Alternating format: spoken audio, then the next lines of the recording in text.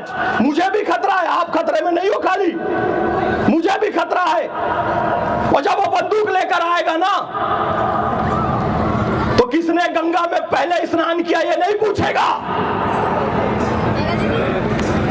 तूने किया कि तूने किया, जो पहले गंगा में स्नान कर लिया वो धन्य हो गया, नहीं पूछेगा। वो जब बंदूक लेकर आएगा ना, ये नहीं पूछेगा तू मराठी बोलता है कि हिंदी बोलता है। जब वो बंदूक लेकर आएगा ना, ये नहीं पूछेगा एट्रोसिटी एक्ट इस पर लगा दिया, उस पे लगा दिया, वो ब्राह्मण हो गया, वो नहीं पूछेगा। वो ना तुम्हारी भाषा पूछेगा, ना कौन पहले महाराज ने गंगा में स्नान किया, ना कौन मुख्यमंत्री बनने के लिए लड़ रहा है, ये कुछ नहीं पूछेगा। पूछेगा तो एक बात, कलमा बोल,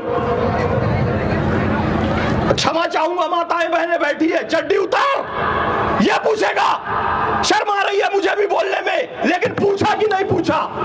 मराठी पूछा, हिंदी पूछा, गंगा स्नान पूछा, माघ मेले में किसने पहले किया था? सीधा पूछा, कलमा बोल, चड्डी उतार और गोली खा।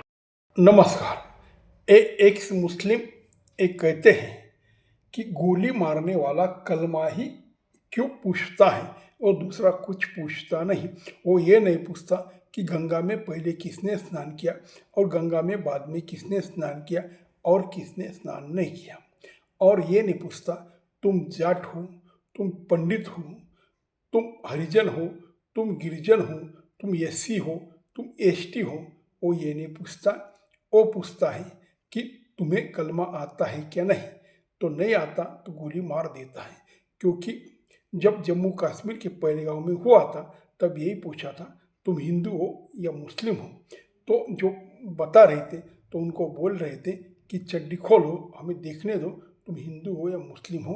तब इसने ये कभी नहीं पूछा भाई तुम अम्बेडकरवादी हो, तुम मार्क्सवादी हो, तुम कांग्रेसवादी हो, तुम संघवादी हो, तुम बीजेपी वादी हो, तुम कौन हो, ये इनको पूछना ही नहीं है।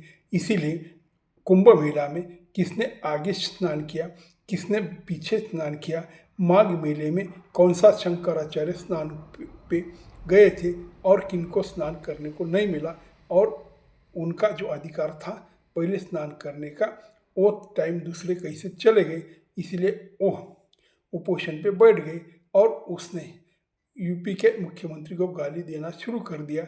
ये सब ठीक है, जब तक हिंदू इस देश में बहुसंख्य है तब सब शंकराचार्य का ये मान सम्मान होता रहेगा, मान अपमान होता रहेगा। और जो पंडित है, जो क्षत्रिय है, जो जाट है, उनका अभिमान, उनका जात का बड़ापन तब तक रहेगा जब तक यह देश में हिंदू है। और जब तक हिंदू है तब तक सनातन है, और जब तक सनातन है तब तक बाबा साहेब आम्बेडकर का ही संविधान है। फिर बाद में कुछ नहीं रहेगा, ये ध्यान में रखो। नमस्कार।